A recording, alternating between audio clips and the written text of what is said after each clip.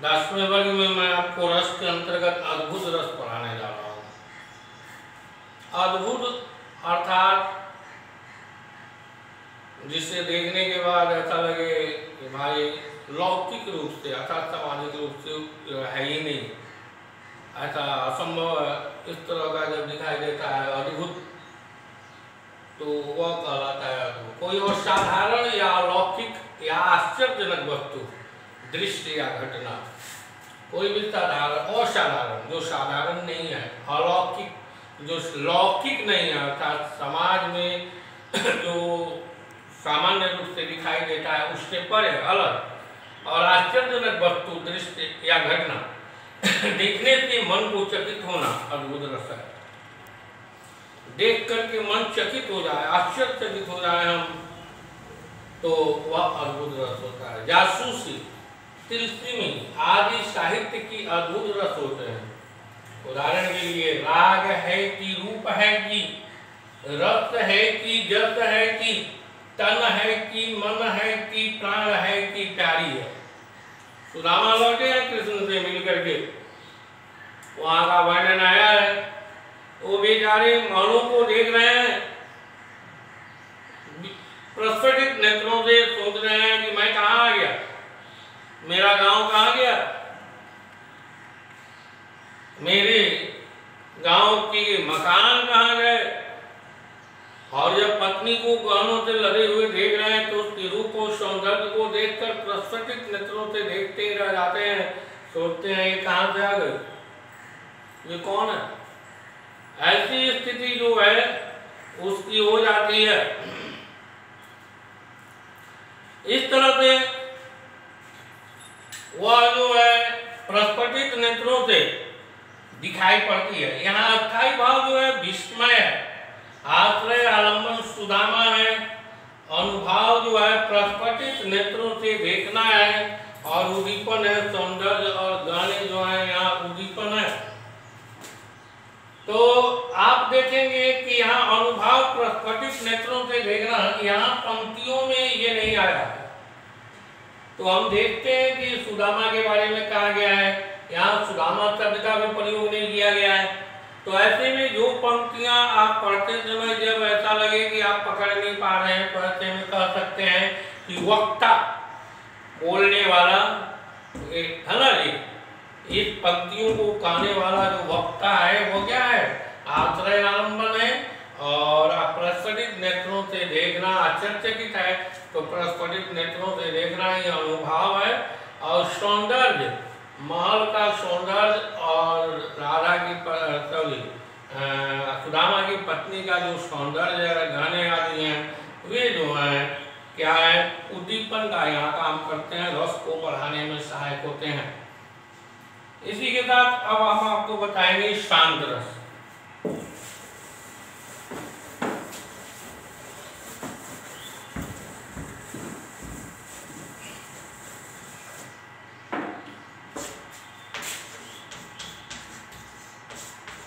शांत रस सुनने से ही जो है ऐसा लगता है इस रस में किसी प्रकार का विषय वस्तु नहीं होता होगा, लेकिन ऐसी बात नहीं है। सांसारिक वस्तुओं या व्यक्तियों से, सांसारिक वस्तुओं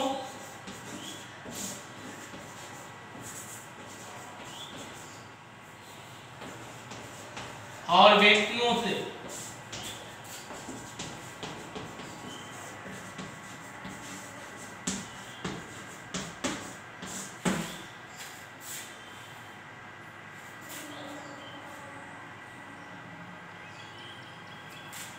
व्यक्तियों की विरक्ति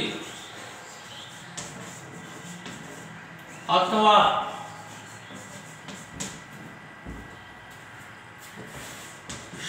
सात्विकता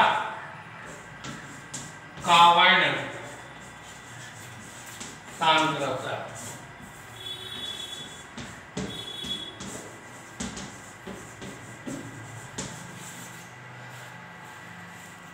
जब किसी व्यक्ति में या वस्तु में विरक्ति दिखाई जाए, अर्थात उसके प्रति किसी प्रकार का मोह नहीं दिखाया जाए, उससे मैंने आदमी के मन में इस प्रकार की भावना पड़ जाए मुझे नहीं लेना, वो विरक्ति, उससे आसक्ति नहीं हो, और सात्विकता अर्थात सामान्य रूप से जीवन जीने की कला, न धन के प्रति लालच, न लोभ, न निद्रा आदि सारी चीजों अर्थात कहो तो त्याग जो विकार होते हैं उन विकारों से परे हो जाने के बाद शांत रस होता है ना।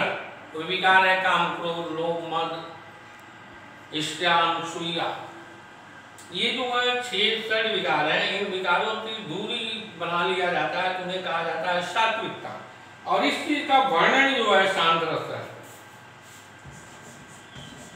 मन पछताहि, मन पछताहि अवसर बीती, अवसर बीती, मन पछताहि अवसर बीती, अवसर बीते, दुर्लभ देहि पाई,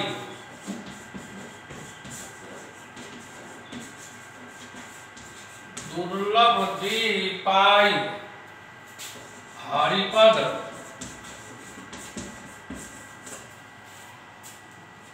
भजु कर्म असहित।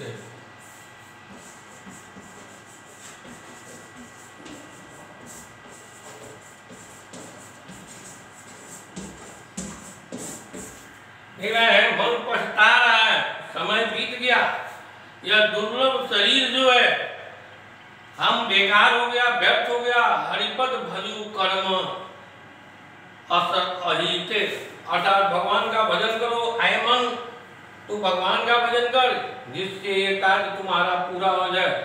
अर्थात भक्त जो है अपने मन को भगवान की तरफ लगाने के लिए इस पद को का निर्माण करता है। ऐसे स्थिति में यहाँ जो है अस्थाई भाव जो है निर्वेद है।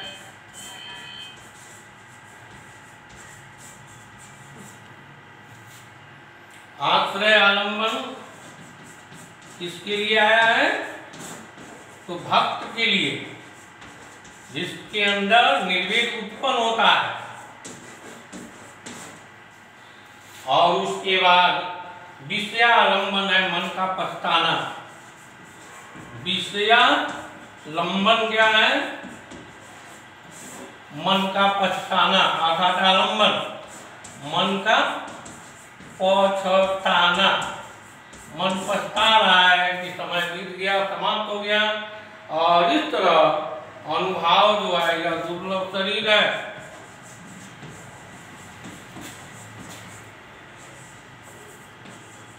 दुर्लभ शरीर जो है, ध्यान रखिएगा कि अस्थाई भाव, आश्रय, विषयालंबन, अनुभाव क्या है?